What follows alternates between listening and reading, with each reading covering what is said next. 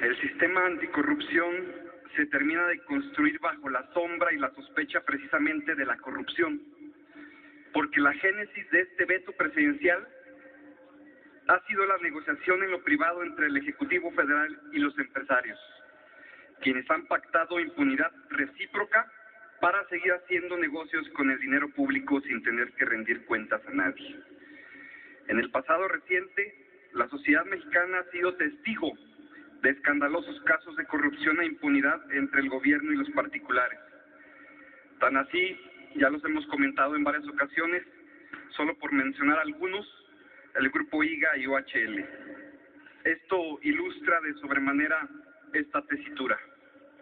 Por tal razón, pregunto, ¿de qué manera pretende el gobierno federal combatir la descomunal corrupción que prevalece en la administración pública en todo el país, si el propio presidente de la República ha sido cómplice de actos de corrupción? Es vergonzoso el incremento de escándalos de corrupción y preocupa que gobernantes de todos los colores partidarios y niveles jerárquicos se hayan visto inmiscuidos en tan lamentables prácticas con particulares. En la discusión de todas las reformas supuestamente estructurales, en ningún momento el Ejecutivo atendió el reclamo y demandas de quienes sentían agravio con los cambios constitucionales o leyes secundarias. De esta manera, ni a los maestros en la reforma educativa, a los ciudadanos y pequeños contribuyentes en el aumento de impuestos en las reformas hacendarias y financieras, a los trabajadores de Petróleos Mexicanos y de Comisión Federal de Electricidad en la reforma energética, o a los trabajadores con la reforma laboral, a ninguno de ellos se les escuchó y mucho menos se negoció las modificaciones y aplicación de estas leyes. Ahora estamos discutiendo un veto presidencial que no propone otra cosa más que la salvaguardia de los intereses particulares, ya que en sus reflexiones es muy claro el Ejecutivo Federal al señalar que las observaciones que se someten a consideración de esta soberanía se refieren exclusivamente a las normas que regulan la obligación de los particulares, personas físicas y morales, de presentar declaraciones de situación patrimonial y de intereses, la forma de dar cumplimiento a dicha obligación y las sanciones correspondientes. ¿Cuál es el mensaje de fondo que está mandando el titular del Ejecutivo? Es sencillo, que para los empresarios sí existe el diálogo, la negociación y la razón, pero con los maestros se aplica la ley de Herodes. Por ejemplo, ¿qué tienen en común los grupos empresariales y maestros? Ambos pelean por algo que creen injusto y violatorio a sus derechos humanos. Entonces, ¿por qué para unos sí existe el razonamiento y para otros el hostigamiento? Además, en la estructuración de este Sistema Nacional Anticorrupción, han tomado la precaución de no trascar a la Presidencia de la República, pues el Ejecutivo Federal será el único servidor público que no podrá ser acusado por actos de corrupción. Y ahí comento, porque tomaron la palabra diciendo que nosotros no proponíamos. Presentamos una iniciativa de ley anticorrupción, en donde solicitábamos la modificación del artículo 108 constitucional para incluir al escrutinio público a los expresidentes de la República y al actual, para que también se le aplique la Ley General de Responsabilidades Administrativas, la del Sistema Nacional Anticorrupción, la de fiscalización y rendición de cuentas. Desde arriba se encuentra la corrupción. ¿Quién es el que maneja y administra la riqueza de este país? El presidente. ¿A quién hay que checar? ¿A quién hay que checarle las manos? Al presidente, y de ahí en cascada. Esa era la iniciativa de ley que nosotros proponíamos, el PT Morena. Situación similar aplicará para los altos funcionarios del sector energético, a quienes se les cubrió con un manto protector, porque ellos no son considerados servidores públicos. Por lo tanto, están exentos de toda responsabilidad de presentar sus declaraciones. Además, La Fiscalía Especializada de Delitos de Corrupción no se le dotó plena independencia ni de las herramientas de investigación necesarias para perseguir los delitos de la corrupción, mucho menos se le alejó de la esfera de influencia del fiscal general de la República, que será quien lo designe. Tampoco se estableció un procedimiento que permitiera atender y dar seguimiento a una denuncia de la ciudadanía por actos de corrupción de algún servidor público. Por este motivo y por varios más, la fracción del Partido del Trabajo ha votado en todo momento en contra de todo este gran sistema anticorrupción, porque se los hemos dicho, no va a funcionar.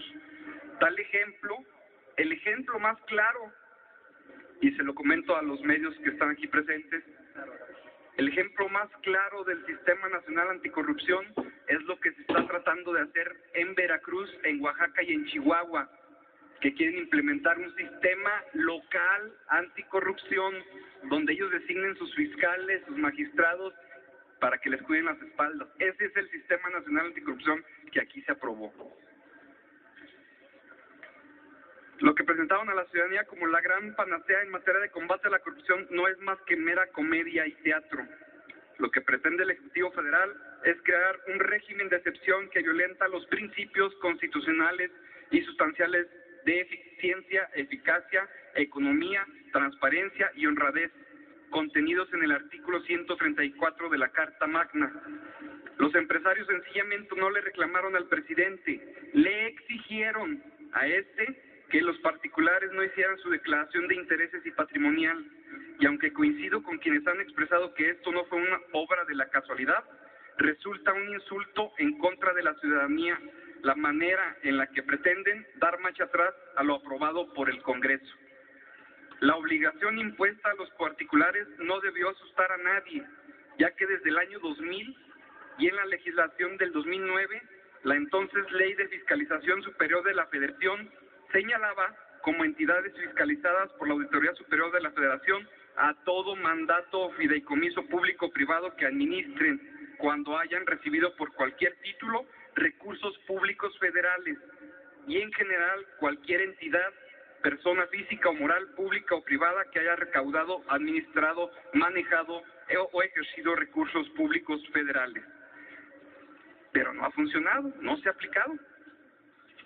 Finalmente, el decreto que fue aprobado por estas Comisiones Unidas el pasado mes de junio robustece el catálogo de las entidades fiscalizadas, pues ahora ya cualquier persona física o moral que haya cobrado o recibido en pago directo o indirectamente recursos públicos federales será objeto de fiscalización. Así quedó estipulado en el artículo 4, fracción 11ª del dictamen que constituye proyecto de decreto por el que se expide la Ley de Fiscalización y Rendición de Cuentas de la Federación. Es decir, desde hace 16 años, cualquier persona física o moral que reciba y ejerza recursos públicos o que preste sus servicios a la Federación son entidades fiscalizadas. Los argumentos que sustentan el veto presidencial son vergonzosos, porque ahora sí pretenden proteger la privacidad de los particulares e incluso se justifican en criterios de la Suprema Corte de Justicia de la Nación para defender los intereses empresariales. Pero han aprobado leyes aquí que legalizan el espionaje y la intervención de todo tipo de comunicaciones, la geolocalización y cualquier otra intromisión en la vida privada de la ciudadanía. Entonces ahí los criterios de la Corte no aplican.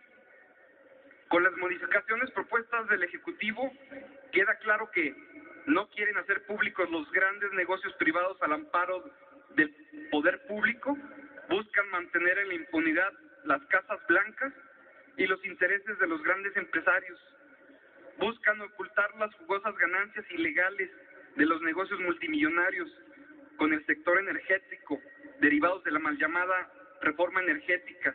No desean dar cuentas de las grandes transacciones que hacen el cobijo de la ley de asociaciones público-privadas.